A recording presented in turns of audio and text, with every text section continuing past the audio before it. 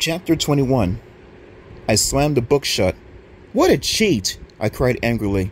What a stupid, stupid cheat! My sister Amy glanced up from her magazine. What's your problem, Mark? She demanded. You've been reading that book for hours. I thought you liked it. I did like it, I declared, shoving the book away. But it's a total cheat. Amy shook her head. Her curly blonde hair bounced like a sponge.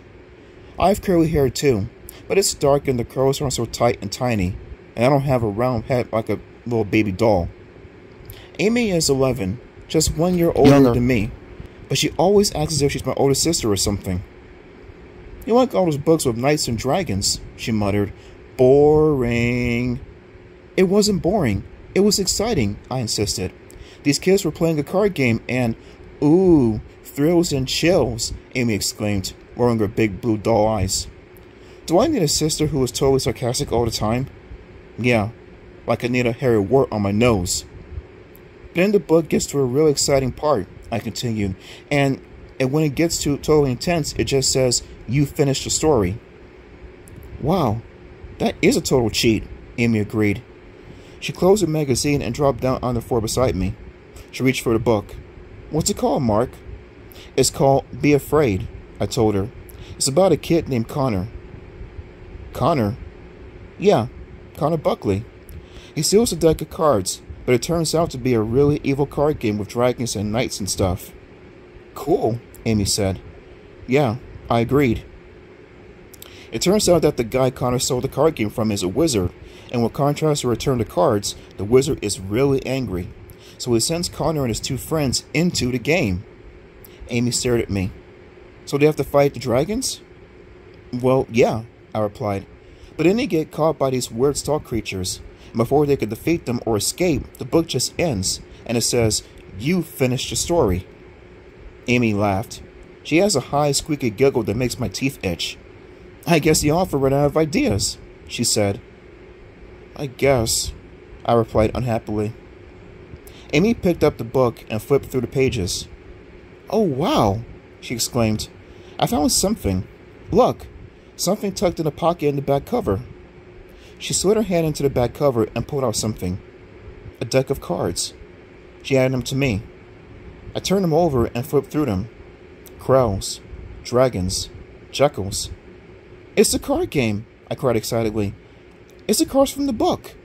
Wow. Cool, Amy replied. Her favorite word. For a few weeks, she tried saying brilliant all the time. Everything was brilliant, but then she went back to cool. I shuffled through the cards. I started to separate the power cards from the character cards. Go get some dice, I told Amy. Let's try it. She tilted her head and squinted at me. Her spongy hair bounced on her head.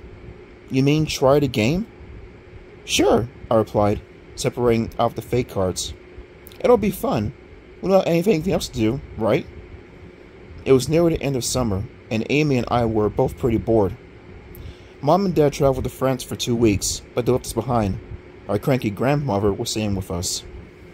Early in the summer, I had a job stocking shelves in my uncle's shoe store for a few weeks, but it was too boring. I begged Mom and Dad to let me quit, and they finally did. So Amy and I just hung out for the rest of the summer. It was boring, not brilliant. I don't know if I want to play, Amy said. The cards look really creepy. It'll be fun, I insisted. The game is only a little creepy. It's exciting once you get into it. She hesitated. But you said it was dangerous. It's just a card game, I said. It's like storytelling. You make up the story as you go along. Well, okay, but just for a few minutes. Amy came back for a short while later with 4 dice. She dropped down across from me on the floor. I want to go first, she insisted. Typical. Okay, I said. I pointed to a pile of cards face down on the floor. You have to pick a character first. This is the character you will play for the whole game. Go ahead, pick a card. She spread the cards out and studied the backs. I studied them. I studied them.